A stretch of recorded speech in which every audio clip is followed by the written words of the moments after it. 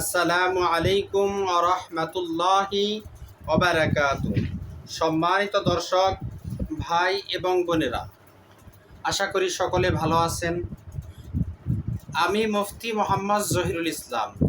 আপনারা যারা কাছে এবং দূরে থেকে আমাদের এই অনুষ্ঠান দেখতেছেন, সকলকেই জানাই আন্তরিক মোবারকবাদ।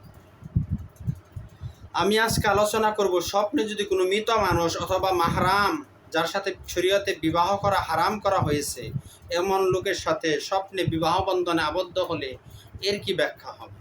এর ব্যাখ্যা কি আমাদেরকে জীবনকে ভালোর দিকে নিয়ে যাবে নাকি খারাপের দিকে নিয়ে যাবে? আসুন আমরা জেনে নেই আত-তাফসীরুল আহলাম থেকে। স্বপ্নের ব্যাখ্যার সবচেয়ে বড় কিতাব আল্লামা মুহাম্মদ ইবনে সিরিন রহমতুল্লাহি আলাইহি উল্লেখ করেন, প্রসিদ্ধ কোনো মৃত ব্যক্তিকে বিয়ে করতে দেখলে, স্বপ্ন 10টা পুরুষ হোক বা মহিলা হোক, যদি দেখে প্রসিদ্ধ কোনো পুরুষ বা মহিলার সাথে সে বিবাহ বন্ধন আবদ্ধ হতে হয়েছে, সেই ব্যক্তি মৃত।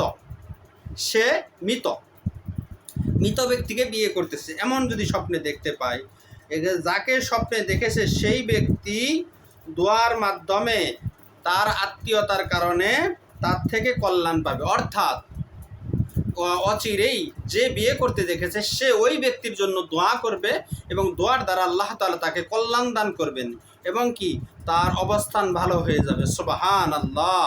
তার থেকে সে দোয়া পাবে। এই বিয়ের উদ্দেশ্য হলো তার থেকে সে দোয়া পাবে, এটাই হলো ব্যাখ্যা।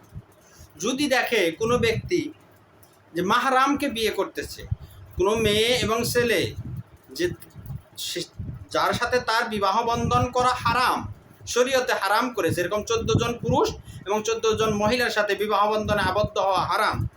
এই 14 প্রকারের পুরুষ, 14 প্রকারের মহিলাকে যদি এর মধ্যে যদি মাহরামকে বিয়ে করতে দেখে, তাহলে বুঝতে হবে সে যে ব্যক্তি স্বপ্নে দেখলো সে দান সদকা অথবা ইবাদত দোয়া এর মাধ্যমে ওই মাহরামের উপকার করবে এবং তার আমলনামায় সওয়াব যুক্ত হবে, সে কল্যাণ পাবে।